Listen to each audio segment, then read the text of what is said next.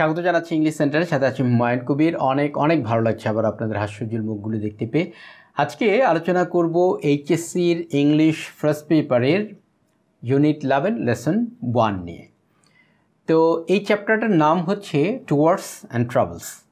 তো এখানে এই চ্যাপ্টারে মূলত চারটা স্টোরি আমরা পাবো। প্রথমটা হচ্ছে একজন ইউরোপিয়ান ইংলিশ প্রফেসর, তিনি ইংরেজি পড়াতেন আর কি। তো তিনি 1947 সাল থেকে 51 সাল পর্যন্ত এবং পরবর্তীতে 1972 সালে ঢাকা বিশ্ববিদ্যালয়ে ইংলিশ ডিপার্টমেন্টের প্রফেসর হিসেবে কাজ করেছেন। তো এখানে তিনি তার যে সময় যেভাবে কাটিয়েছেন তার একটি দৃষ্টিভঙ্গি আমরা এখানে পাবো এবং তার স্মৃতিচারণমূলক তিনি একটি বই লিখেছেন। বইটার নাম হচ্ছে মেমোয়ার্স অব ঢাকা ইউনিভার্সিটি। তো সেখানে তিনি তার 47 থেকে 51 সাল পর্যন্ত তার যে অভিজ্ঞতা, এই 4 বছরের অভিজ্ঞতা তিনি এই বইটাতে উল্লেখ করেছেন। তো এখানে আমরা একটি পজিটিভ দৃষ্টিভঙ্গি পাব, যদিও তিনি ইংরেজ ছিলেন। ইংরেজদের দৃষ্টিভঙ্গি কী বা ইউরোপিয়ানদের দৃষ্টিভঙ্গি কী, এটা গোটা ইন্ডিয়ার প্রতি, মানে ইন্ডিয়া বলতে সে সময় আমরাও ইন্ডিয়াই ছিলাম, আমরা সকলেই ইন্ডিয়া ছিলাম সে সময়। 1947-এ ভাগ হয়েছে, তার আগে আমরা ইন্ডিয়া, বাংলাদেশ, পাকিস্তান এগুলো আলাদা কিছু ছিল না, সবগুলো একসাথে ছিল ভারতীয় উপমহাদেশ, বা ওই সময়ে ওভারঅল একটা নাম ইন্ডিয়া সাবকন্টিনেন্ট হিসেবে সবাই চিনত। তো আমাদের সম্বন্ধে তাদের যে ধারণা আমরা জানি সেগুলো নেতিবাচক ধারণা। কলোনিয়ালিজমের উপরে যদি আপনারা আরও কেউ স্টাডি করতে চান, বেস্ট একটা বই সাজেস্ট করতে পারি, সেটা হচ্ছে ওরিয়েন্টালিজম, এডওয়ার্ড সাইদের। তো সেখানে উল্লেখ করা হয়েছে তাদের দৃষ্টিভঙ্গি আমাদের প্রতি কেমন। যেমন তারা আমাদেরকে কী ভাবে, তারা আমাদেরকে ভাবে এরা হচ্ছে অশিক্ষিত, এরা হচ্ছে বর্বর, এদের রিলিজিয়ন দুর্বল, এদের কালচার ভালো না, তারপর এরা খুবই সিডাকটিভ, এদের বুদ্ধিশুদ্ধি কম ইত্যাদি।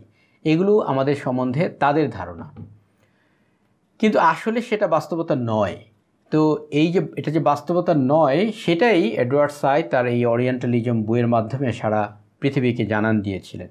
তো যাই হোক, আমি এই কথা এই কারণে বলছি, এখানে যে ইউনিটটা টুয়ার্ডস অ্যান্ড ট্রাভেলস, এর প্রথম যে লেসনটা আমরা পাচ্ছি, এখানে কিন্তু উনি ইংলিশ প্রফেসর হলেও, মানে উনি ইউরোপিয়ান বা ইংল্যান্ডের মানুষ হলেও তার দৃষ্টিভঙ্গি কিন্তু আমাদের প্রতি এরকম নয়।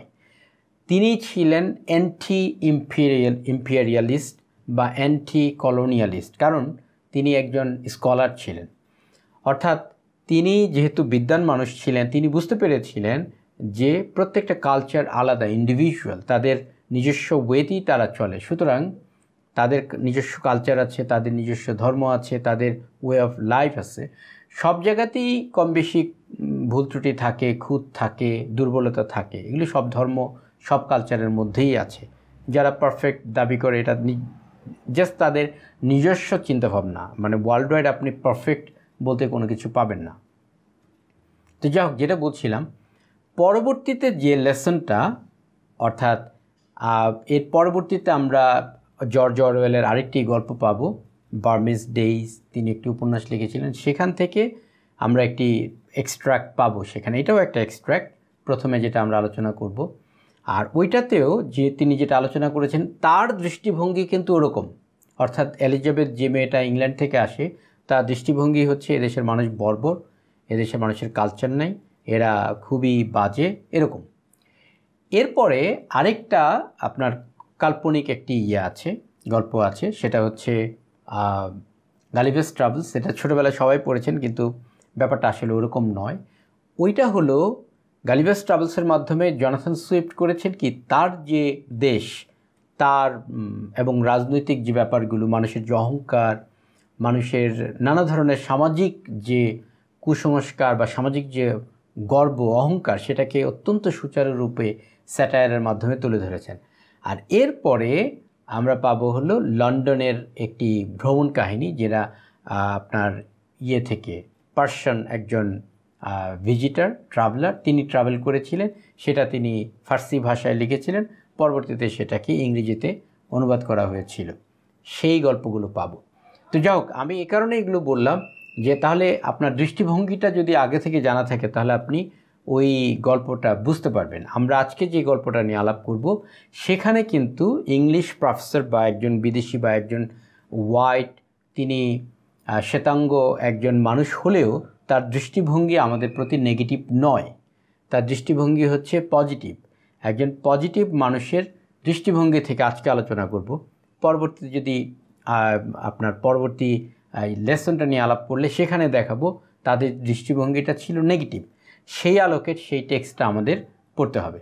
তাহলে চলুন আমরা আজকের টেক্সটটা পড়ি। We set out on the evening of July 21st।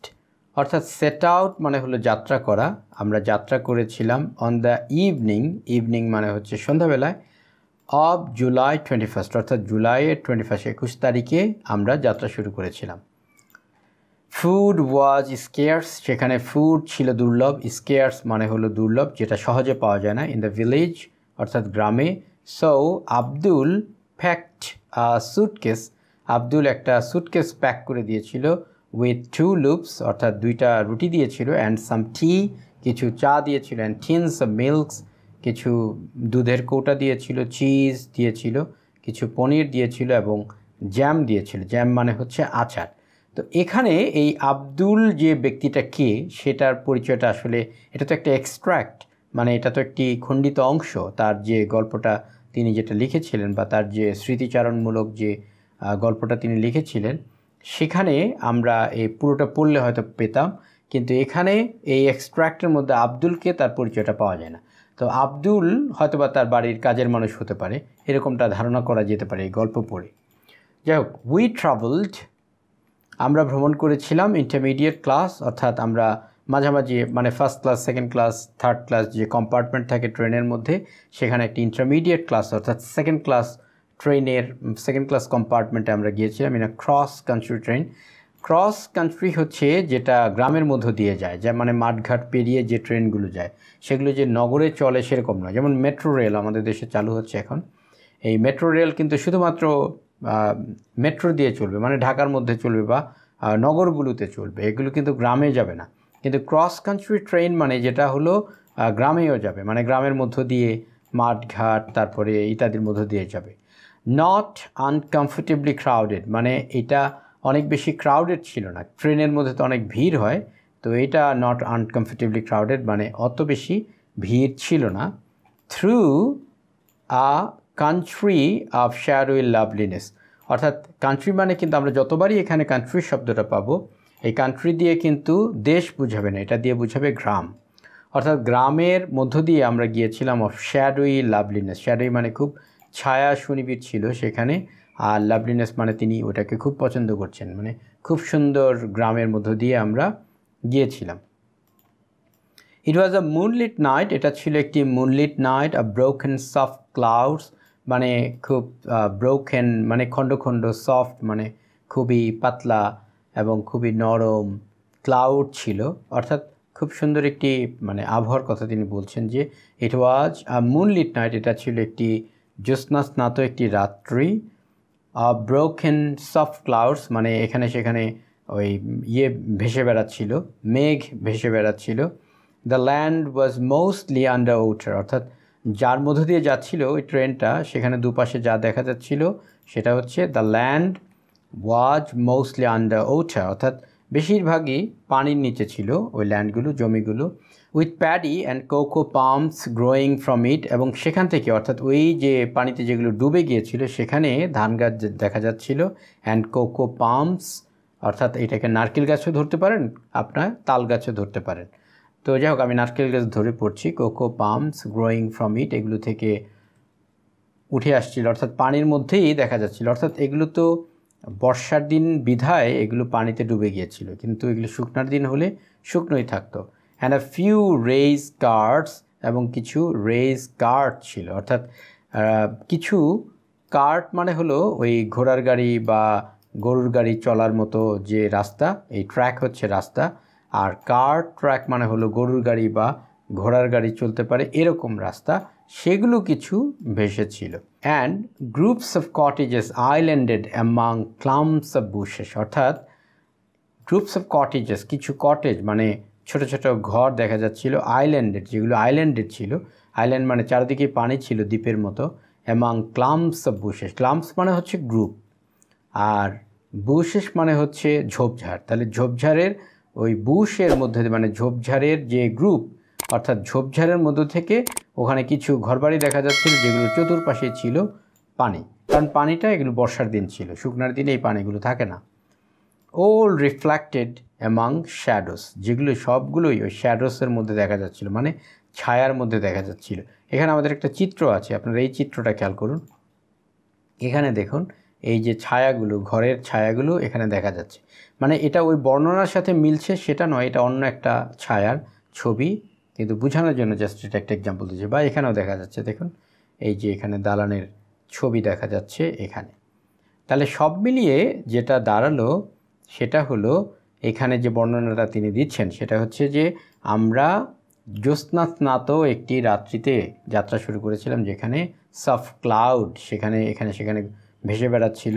The land was mostly under water, অর্থাৎ বেশিরভাগ ল্যান্ডগুলো অর্থাৎ জমিগুলো ছিল পানির নিচে। উইথ প্যাডি, সেগুলো ধান ছিল। এখন প্রশ্ন হতে পারে যে ধান আবার কীভাবে হয়, কারণ পানিতে ডুবে গেলে তো ধান বেঁচে থাকে না। কিছু কিছু প্রজাতির ধান আছে যেগুলো কিন্তু পানির মধ্যেও বেঁচে থাকতে পারে, এবং সেগুলো বেশ লম্বাও হয়, আপনার 5 থেকে 7 ফিট পর্যন্ত লম্বা হয়। সাধারণত তো ধান 2 থেকে 3 ফিট লম্বা হয়, কিন্তু ওই পানিতে যে বেঁচে থাকতে পারে সে ধরনের প্রজাতিগুলো কিন্তু অনেক লম্বা হতে পারে। সেরকম ব্যক্তিগতভাবে আমি নিজেও এরকম ধান দেখেছি এবং সেগুলোর উপর দিয়ে নৌকা বেয়ে গিয়েছি। তো যে কথাটা বর্ণনাটা দিচ্ছে এটা দেখার সৌভাগ্য আমার হয়েছে, এরকম মানে বাংলার প্রাকৃতিক সৌন্দর্য দেখার সৌভাগ্য হয়েছে। যাও পরে দেখা যাক। Cocoa palms growing from it, মানে সেখান থেকে কোকো পাম হচ্ছে। এখন পানির মধ্যে তো আর নারকেল গাছ বেঁচে থাকার কথা না, কিন্তু এগুলো তো আসলে ওই পানির মধ্যে সবসময় থাকে না, মানে শুকনার দিনে তো শুকিয়ে যায়, বর্ষার দিনে জাস্ট এগুলো দেখাচ্ছে এরকম। সেই সময়টা 1 মাস বা 15 দিন এরকম, বা 1.5 মাস 2 মাসও হতে পারে সর্বোচ্চ যদি বন্যা হয়, আদারওয়াইজ কিন্তু এই পানিগুলো নেমে যায়। And a few raised car tracks, এবং অনেকগুলো রাস্তা ছিল মানে যেখান দিয়ে গরুর গাড়ি যেতে পারে। অ্যান্ড গ্রুপস অফ কটেজেস, এবং কিছু ঘরবাড়ি ছিল ছোট ছোট, কটেজ মানে ছোট ঘর বাড়ি। আইল্যান্ডেড অ্যামং ক্লাম্পস অফ বুশেস, অর্থাৎ যেগুলো চারপাশে ছিল পানি, হ্যাঁ, আইল্যান্ডেড মানে চারপাশে পানি ছিল, আইল্যান্ড মানে দ্বীপ, তাহলে দ্বীপের মতো মনে হচ্ছে আর কি দূর থেকে। অ্যামাং ক্লাম্পস অফ বুশেস, অর্থাৎ ঝোপঝাড় থেকে আপনি দূর থেকে ওই ঘরবাড়িগুলো দেখতে পাচ্ছেন। ওল রিফ্লেক্টেড অ্যামাং শ্যাডোস, অর্থাৎ সবগুলোই এগুলো ওই পানির মধ্যে দেখা যাচ্ছে। খুবই সুন্দর একটি বর্ণনা। যাই হোক, আমরা আরেকটু আগাই। Here and there was the red glow of a cooking fire ও the lantern of a fisherman's boat in open water. বলছে যে হিয়ার অ্যান্ড দেয়ার, এখানে সেখানে, was the red glow, red glow ছিল। রেড গ্লো মানে হলো লাল যে আভা, আভা মানে এখানে আপনার আলো, কিসের আলো, কিসের সেটা একটা বলছে যে হতে পারে এটা কুকিং ফায়ার, হয়তো রান্না করছে মহিলারা সেখান থেকে আসছে, অথবা ল্যান্টার্নের আলো হতে পারে। ল্যান্টার্নকে বাংলায় আমরা বলি লণ্ঠন, জাস্ট এটা মানে উচ্চারণ বিপর্যয়, ল্যান্টার্ন সেটা হয়ে গেছে লণ্ঠন। যেভাবে করে ইংরেজরাও কিন্তু অনেক উচ্চারণ আমাদেরগুলো পাল্টে দিয়েছিল, যেমন চট্টগ্রাম সেটাকে তারা বলতো চিটাগং, কারণ তারা বলতে পারতো না। তেমনিভাবে ল্যান্টার্ন বলাটা আমাদের জন্য মুশকিল, সেজন্য আমরা বানিয়ে দিয়েছিলাম লণ্ঠন। তো লণ্ঠন বাংলায় আমরা যেগুলোকে হারিকেন বলি আর কি। তো ল্যান্টার্ন অফ ফিশারম্যানস বোট, অর্থাৎ এই ফিশারম্যানদের জেলেদের বোট থেকে, জেলেদের যে নৌকা সেখান থেকে এই আলোগুলো দেখা যাচ্ছিল। ইন ওপেন ওয়াটার, তারা মানে খোলা যে পানি, মানে অবারিত পানি, মানে যেগুলো অনেক বিল আর কি, যে অনেক দূর পর্যন্ত বিস্তৃত পানি, সেখানে তারা মাছ ধরছিল। আর সেখানে তাদের যে ল্যান্টার্ন বা তাদের যে হারিকেন নিয়ে গিয়েছিল সেটার আলো দেখা যাচ্ছিল। অথবা ওই আলোগুলো যে রেড গ্লো, যেটা বলেছিল রেড গ্লো মানে রেড যে আভা দেখা যাচ্ছে, আলো দেখা যাচ্ছে, সেই আভাটা বা আলোটা কিসের, সেটা হলো কুকিং ফায়ারেরও হতে পারে, রান্না করছে মহিলারা সেখান থেকেও আলো আসতে পারে, অথবা এই যে জেলেদের বোট থেকেও সেই আলো আসতে পারে। At dawn we reached Sonaimuri, অর্থাৎ ভোরবেলা, ডন মানে হচ্ছে ভোর, অ্যাট ডন আমরা ভোরবেলায় পৌঁছেছিলাম সোনাইমুড়িতে। I small canal side station, একটা ছোট্ট ক্যানেল সাইড মানে খালের পাশে একটা স্টেশন। এই স্টেশন বলতে বোঝানো হচ্ছে ট্রেনের স্টেশন। তাহলে যেখানে আমরা নামলাম, অ্যামাং হোয়াইট ফিল্ডস, এটা ছিল চারপাশে ছিল কি হোয়াইট ফিল্ড ছিল, From there সেখান থেকে we had 8 more miles by country boat এবং সেখান থেকে we had আমাদের আরও বাকি ছিল eight more miles অর্থাৎ আরও 8 মাইল রাস্তা প্রায় 12 কিলোমিটার রাস্তা আমাদেরকে যেতে হবে by country boat. Country boat মানে হলো গ্রামীণ নৌকা। তাহলে আমরা যতবারই এখানে কান্ট্রি পাবো ততবারই এটাকে গ্রাম ধরবো। তাহলে গ্রামীণ নৌকায় যেতে হবে। Some of it along the canal, এগুলোর কিছু কিছু যেতে হবে ক্যানেল দিয়ে, মানে খাল ধরে যেতে হবে বা খাল দিয়ে যেতে হবে।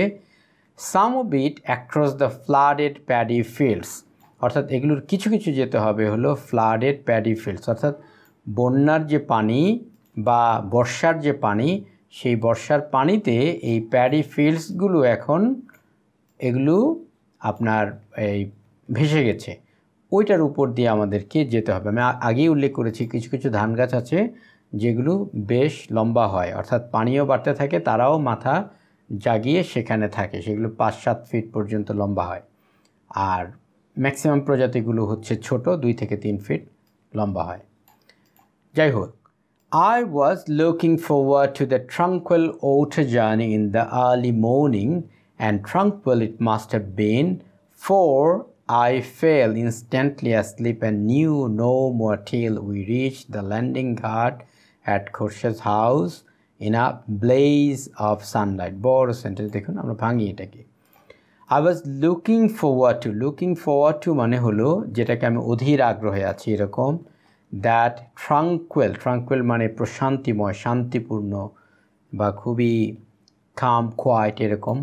ওয়াটার জার্নি অর্থাৎ পানির মধ্য দিয়ে যে জার্নিটা হয়েছে সেটা ইন দ্য আর্লি মর্নিং, খুবই সকালবেলায়, ধরুন 5:30 বা 6টার সময়।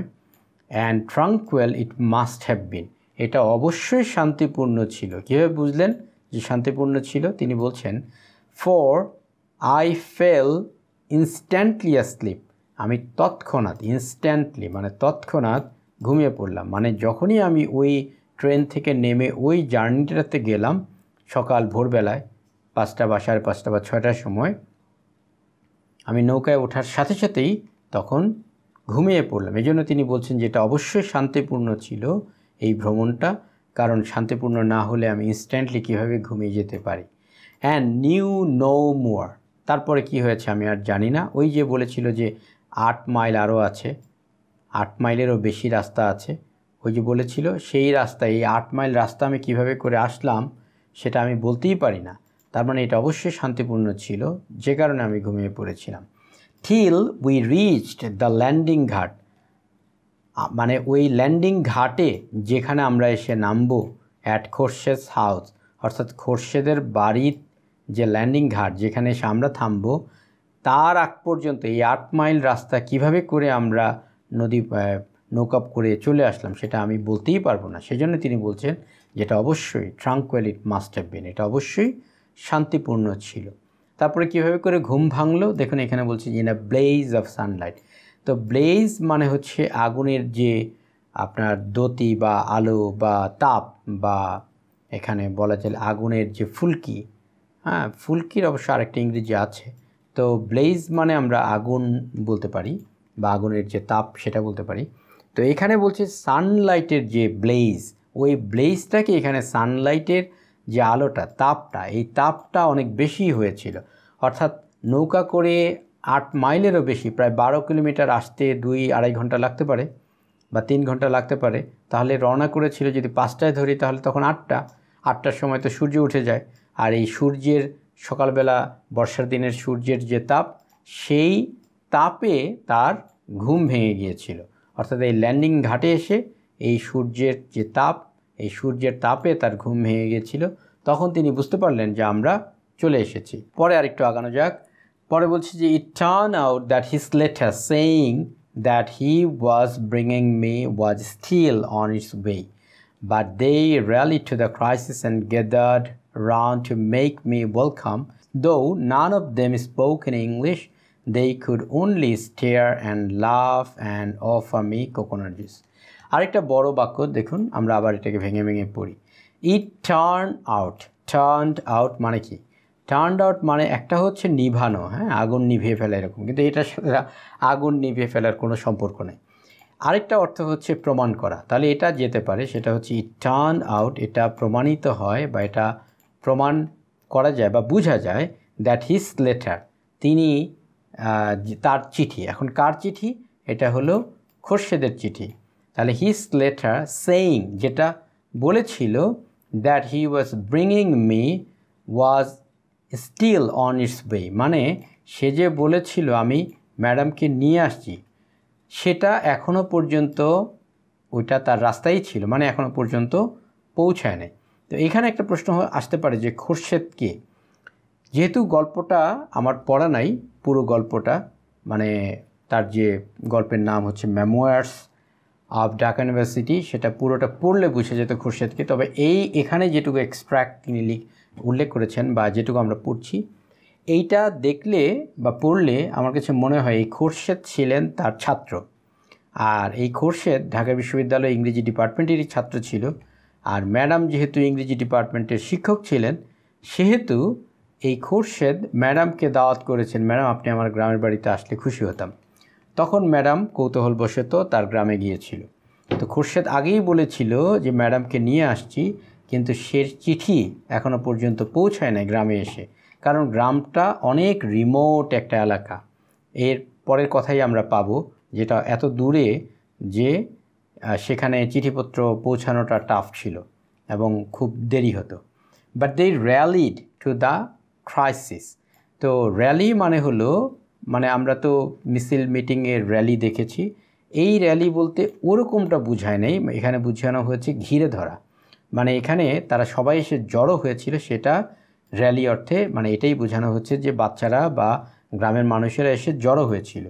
টু দ্য ক্রাইসিস, এই ক্রাইসিস মানে কি, এই ক্রাইসিস মানে যে চিঠি যদি চলে আসতো তাহলে তো তারা জানতোই যে একজন সম্মানিত প্রফেসর নিয়ে আসছে খোরশেদ, কিন্তু তারা তো সেই সুযোগই পায় না, তারা জানতেই পারে নাই যে খোরশেদ তার ম্যাডামকে নিয়ে, ঢাকা বিশ্ববিদ্যালয়ের প্রফেসরকে নিয়ে তিনি আসছে, এটা তো তারা জানতে পারেনি।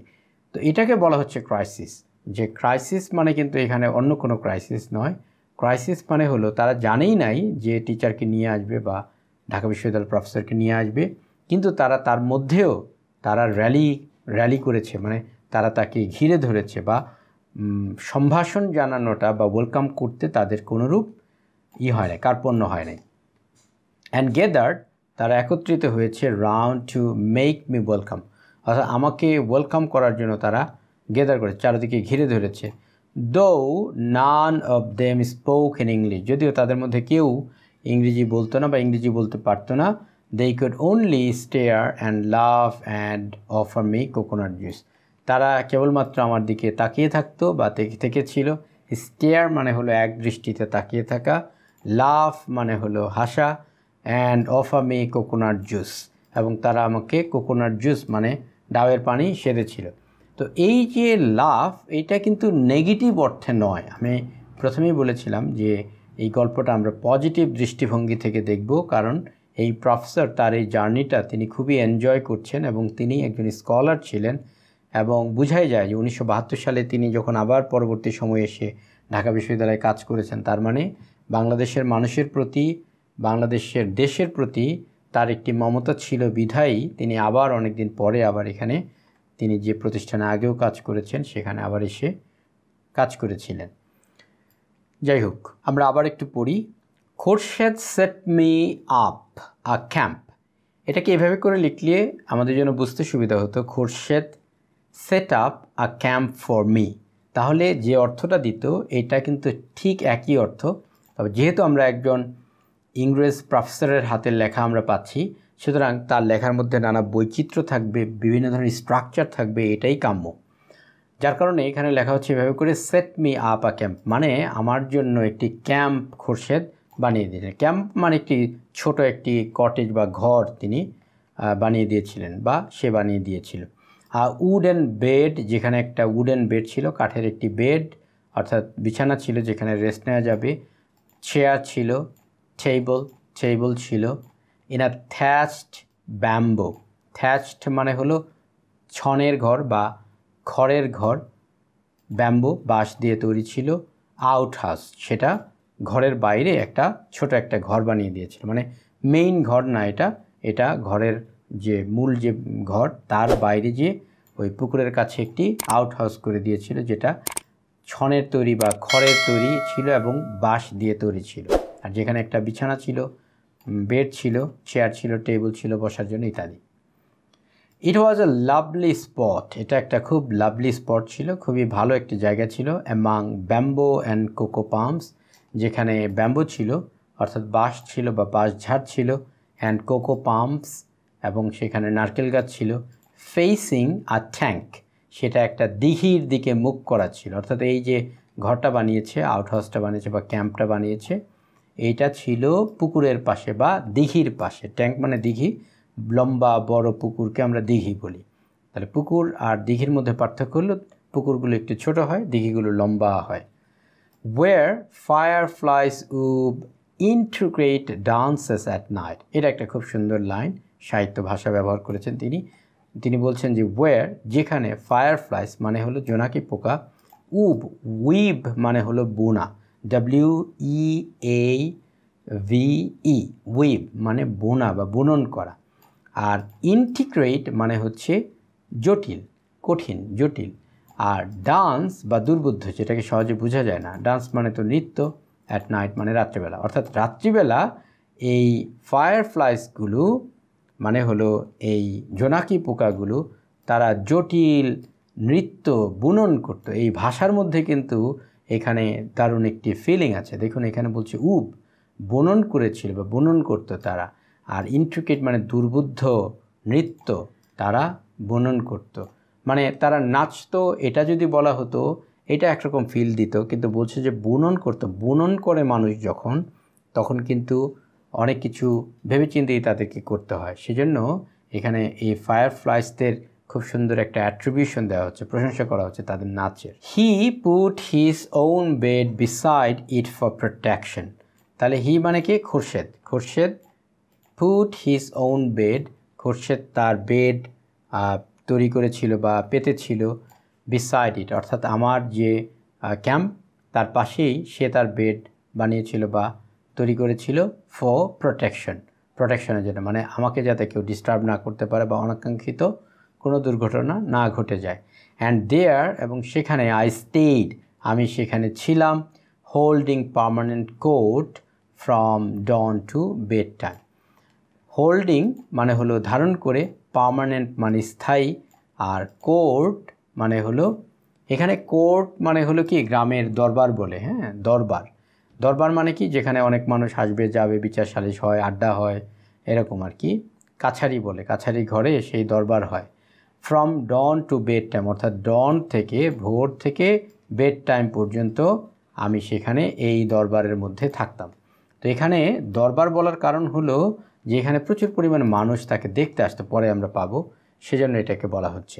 উইদিন ভিলেজ মেমোরি অর্থাৎ গ্রামের মানুষ যেটুকু মনে করতে পারে, তাদের যেটুকু মনে আছে, and that went back for some 2 centuries, এবং সেটা প্রায় 200 বছর পর্যন্ত যদি তারা অতীতের দিকে যায়। I was the first European to go there, আমি ছিলাম প্রথম ইউরোপিয়ান সেখানে গিয়েছিলাম। It was too remote even for a district commissioner to pass to, এটা এত দূরে ছিল যে একজন ডিস্ট্রিক্ট কমিশনার, ডিসির পক্ষেও সেটাকে অতিক্রম করাটা অনেক দূরে ছিল। রিমোট মানে দূরে ছিল, তাহলে সেটা শুধুমাত্র বিদেশি মানুষের জন্যই নয়, সেটা দেশীয় কোনো ভদ্রলোকের জন্য পাস করাটা অনেক দুঃসাধ্য ছিল। Also since I was a women, the women could come at different times from man to look at me without losing their characters. তো বলছে যেহেতু আমি একজন নারী ছিলাম, since I was a women, যেহেতু আমি একজন নারী ছিলাম, দ্য উইমেন কুড কাম, নারীরা আসতে পারত, at different times from man, অর্থাৎ পুরুষরা যে সময় আসতো সে সময় কিন্তু নারীরা আসতো না, তারা ভিন্ন সময় আসতো। টু লুক অ্যাট অর্থাৎ লুক অ্যাট মি, আমাকে দেখতে আসতো, উইদাউট লুজিং দেয়ার ক্যারেক্টার্স, তাদের ক্যারেক্টারকে লুজ না করে, না হারিয়ে। তাহলে চরিত্র হরণ করা বা চরিত্র হারানো, এটার মানে কি? এখানে বোঝানো হচ্ছে যে গ্রামের মানুষ তো নানা ধরনের কুসংস্কারে বিশ্বাসী, তারা যদি এক জায়গা থেকে আরেক জায়গায় যায়, এবং সেখানে যদি তাদের ঘুমটা না থাকে মাথার অথবা পরপুরুষ যদি কেউ দেখে ফেলে, নানা ধরনের কুসংস্কার বিরাজমান।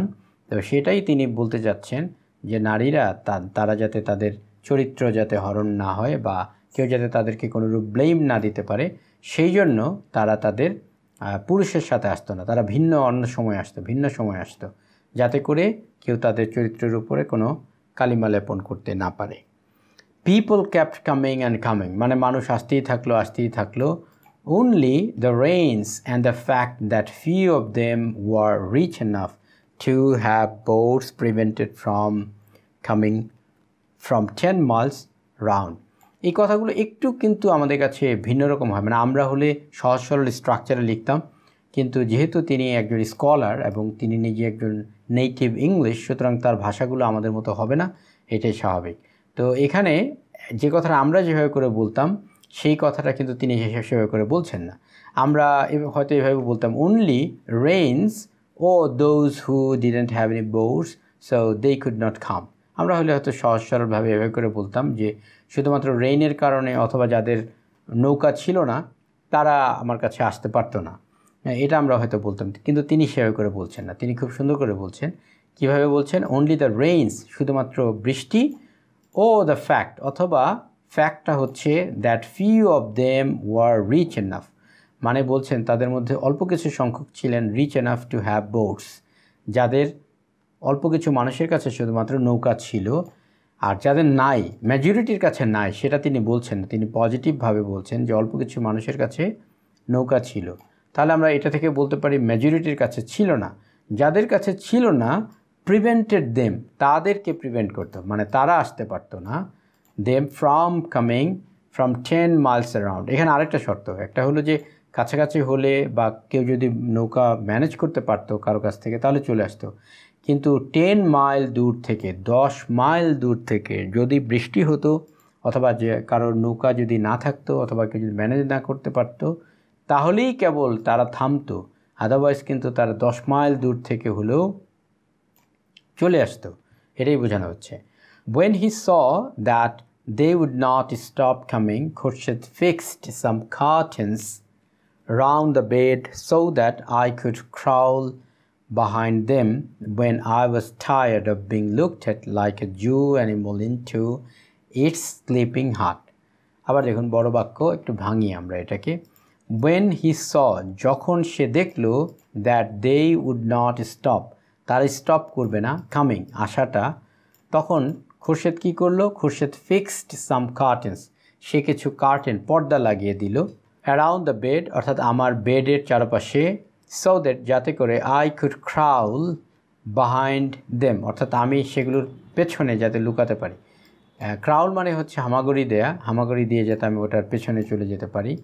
আর এটার উচ্চারণটা বিহাইন্ডও করতে পারেন, বাহাইন্ডও করতে পারেন। সাধারণত আমেরিকানরা বাহাইন্ড উচ্চারণ করে, ব্রিটিশরা বিহাইন্ড উচ্চারণ করে, কিন্তু আপনারা যদি অক্সফোর্ড বা ক্যামব্রিজে অথবা গুগলেও যদি এটার উচ্চারণ দেখেন তাহলে কিন্তু দেখবেন ট্রান্সক্রিপশনে লেখা আছে বিহাইন্ড, কিন্তু উচ্চারণটা নেটিভরা অনেক সময় বাহাইন্ড করে। আর উভয় দেশের নাগরিকরাই তারা যখন মানে তাদের সাথে কথা বলে কলোকুয়াল ইংলিশে তারা বাহাইন্ড উচ্চারণ করে, সেজন্য আমিও বাহাইন্ড উচ্চারণ করি, কিন্তু এটার উচ্চারণ বাহাইন্ড বোথ রাইট। তাহলে ওই পর্দার আড়ালে লুকাতে পারি যাতে, সেজন্য সে পর্দা লাগিয়ে দিল। when I was tired of being looked at, অর্থাৎ আমার দিকে মানুষ যখন অনেক তাকিয়ে থাকে সারাদিন, সেই মানুষ আমাকে দেখে শুধু সারাক্ষণ, সেটা অনেক সময় আমি টায়ার্ড হয়ে যাই এই অবস্থা দেখতে দেখতে। Like zoo animal into its sleeping hut, অর্থাৎ জু অ্যানিমাল যাদেরকে ইয়েতে রাখা হয়, জুতে রাখা, চিড়িয়াখানায় রাখা হয়, তাদের একটা ডিসপ্লের জন্য একটা বড় জায়গা থাকে, আর ঘুমানোর জন্য ছোট্ট একটা হাট থাকে বা ছোট্ট একটা ঘর থাকে, সেখানে যেয়ে তারা ঘুমায় যাতে করে বাইরের মানুষ আর তাদেরকে না দেখতে পারে। অনেক সময় বাঘ বা সিংহের এরকম খাঁচার মধ্যে আমরা দেখি যে তারা অনেক সময় আমরা দেখতে পাই না, কারণ সে তার ঘুমের ঘরে যে ঘুমায়। তো তিনি বলছেন যে আমাকে ওরকম একটি ঘর বানিয়ে দেওয়া বা পর্দা দিয়ে আটকে দেওয়া হয়েছিল যাতে করে আমি ওটার ভিতরে যে রেস্ট নিতে পারি, যাতে আমাকে মানুষ সারাক্ষণ দেখতে না পারে। তবে আরেকটা জিনিস, এখানে জু অ্যানিমলের সাথে তুলনা করা, এটা কিন্তু নেগেটিভ অর্থে নয়, জাস্ট ওরকম একটা মিলে যায়, সেজন্য এটা তিনি পজিটিভ অর্থেই করেছেন যেহেতু তার দৃষ্টিভঙ্গিটা হলো পজিটিভ সেজন্য বলছি আর কি, অ্যানিমালের সাথে তুলনা মানে এখানে নেগেটিভলি নেবেন না। যাই হোক, আমরা আরেকটু আগাই। ইভেন দেন, তথাপিও the little hut would fill up with women and children. তথাপিও, ইভেন দেন, তথাপিও দ্য লিটল হার্ট, এই ছোট্ট যে ক্যাম্পটা মানে কুড়ে ঘরটা বা হাটটা, উড ফিল আপ, সেটা ফিল আপ হয়ে যেত উইথ উইমেন, নারীদের দ্বারা, অ্যান্ড চিলড্রেন, এবং বাচ্চাদের যারা। Children followed when I went out, বাচ্চারা ফলো করতো কখন আমি বাইরে যাই। And when Khurshed remonstrated, a small boy pleaded, don't send us away. তো বাচ্চারা মানে যতক্ষণ তো ওই কার্টেনের মধ্যে থাকতো ততক্ষণ তো দেখা যেত না, তো বাচ্চারা কি করতো, ফলো করতো তাকে যখন তিনি বাইরে যান। অ্যান্ড খুরশেদ একবার তাদেরকে কী করেছিল, ধমক দিয়েছিল। হ্যাঁ, রেমনস্ট্রেটেড মানে হলো, রেমনস্ট্রেট মানে কাউকে কোনো যে অভিযোগ করা, কমপ্লেন করা কারোর বিরুদ্ধে, তো বাচ্চাদেরকে ধমক দিয়েছিল, এই অর্থই হবে আর কি, ধমক করতে হবে এখানে, যে তোমরা ডিস্টার্ব করো না, এসো না। তখন আ স্মল বয়, একটা ছোট্ট বালক, সে প্লিড মানে হলো আর্জি করা, মানে বিনয়ের সাথে বা খুবই নম্রভাবে কাউকে রিকোয়েস্ট করা। Pleaded, don't send us away, আমাদেরকে দূরে তাড়িয়ে দিও না। After she has gone, not even a strange bird will come to the village. তো বলছে যে আফটার শি হ্যাজ গন, এখন এখানে তো ইজও ধরতে পারে, শি ইজ গনও তো ধরতে পারে, তাহলে আমি শি হ্যাজ কেন বলছি?